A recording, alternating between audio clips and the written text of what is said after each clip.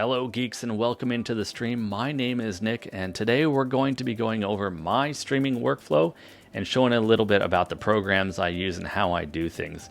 We've got a 3-camera setup here today. I'm looking at you in camera number 1 here.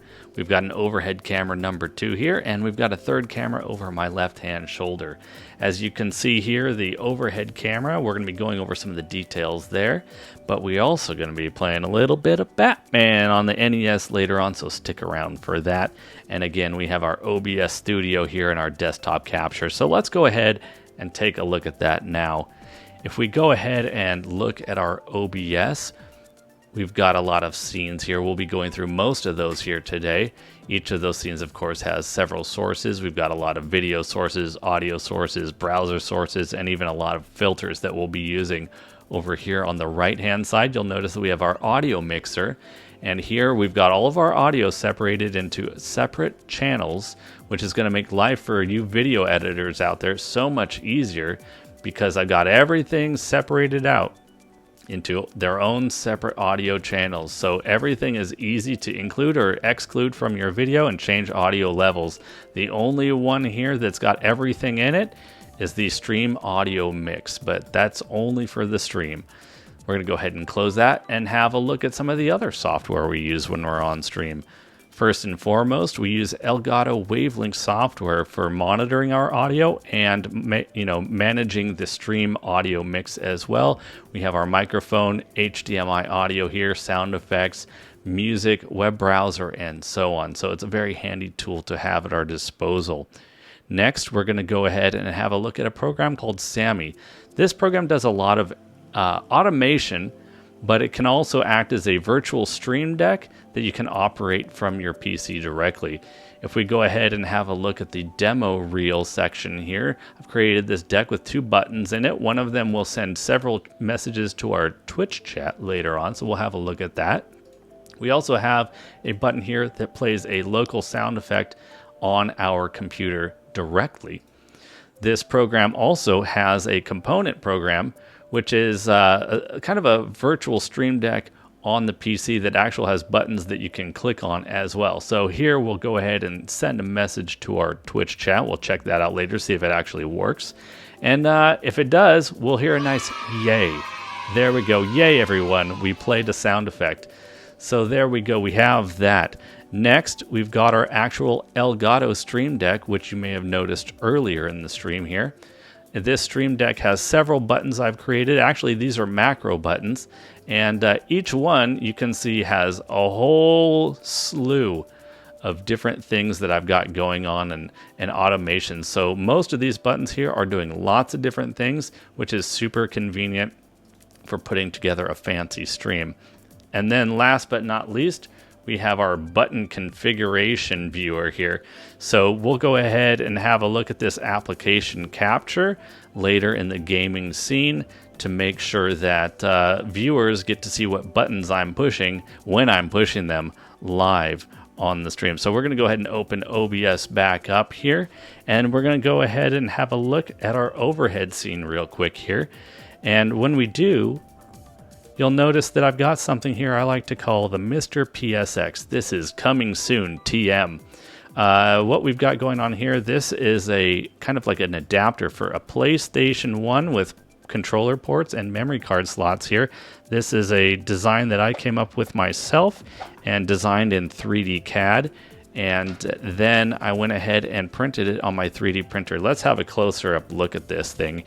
You can see the USB-C port here. It's USB-C, that's USB 3. What am I talking about? That's a USB 3 port that will connect to the Mr. FPGA gaming system here. We've got our controller ports and, again, memory card slots up in the front. And then all the guts on the inside, I did the wiring there as well.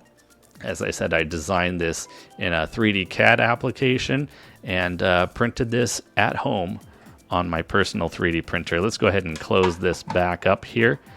Slides together just like that. We'll zoom back out here, and let's pop a memory card in here just so we don't lose that. So there you go. And speaking of games, let's go ahead and pop over to the NES. Here you've got a little bit of Batman, the Bat. And excuse my amazingly terrible gameplay here. I'm playing off an OBS monitor, so there's a little bit of input delay here that I'm seeing. You may notice there on the screen a little bit of, we've got a little bit of chat messaging going on from our previous foray with Sammy there, so you can see those messages popped up there, and you'll see the button viewer that I was talking about below there as well. So viewers can see when I'm doing things live. So all these assets I created myself and figured out how to do them technically and integrate them into this stream. But enough gaming, we've had enough. We can only handle so much. Playtime is over. Let's go down the rabbit hole of the interwebs. We're going to go ahead and pull up our web browser here. Kind of funny, we have Sideshow Collectibles up here. What a great company this is. And details and craftsmanship is top notch. I definitely recommend everybody check out Sideshow Collectibles. And while you're checking them out, make sure that you subscribe to their channel as well. Top tier video quality content there. Check them out. You won't regret it. But next we're going to go over and have a look at ND Media 805. This is where you can see a sampling of various assets that I've created for my live streams, as well as some other video projects that I've worked on in the past. This isn't everything, but it's a little smattering of things that I've put together over the years. So first you can see here a little raid. We may get an ad here, so be prepared here. But let's toggle the audio here and see if we get the ad. Let's turn that off. That was a good use of the on-off muting the audio button. Let's turn the audio back on and check that video one more time. So I created this animation myself in Apple Motion. I'm very proud. It's kind of a fun little animation, a throwback to Super Smash Brothers on the Nintendo GameCube. We've also got some more animations here for things like subscribers to the channel, for example, new subscribers on Twitch.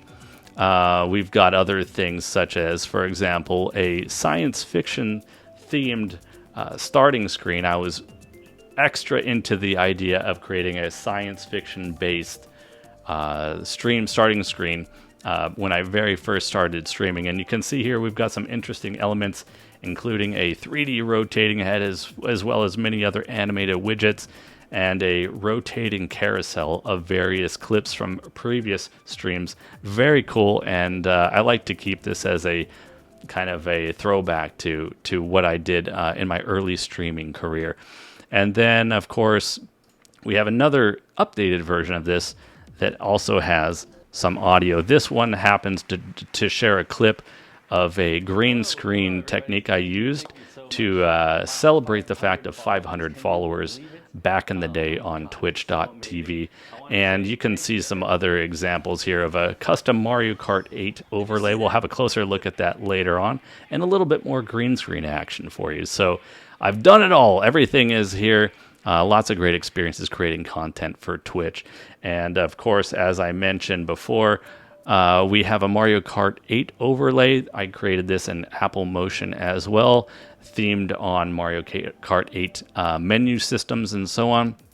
I tried to recreate the overall theme manually, and I think it came out pretty snazzy. So I am happy. I'm happy with the results on that one as well. And finally, we've got a little bit of a widget here that pops up on the screen that will let people know your socials and other things like that. So if people want to catch you, this little thing will pop up on the stream, and you can let people know where you're at on social media. But that's a wrap, guys. That is a quick overview of how I handle my streams. I hope you enjoyed it, and I will see you all next time. Catch you later.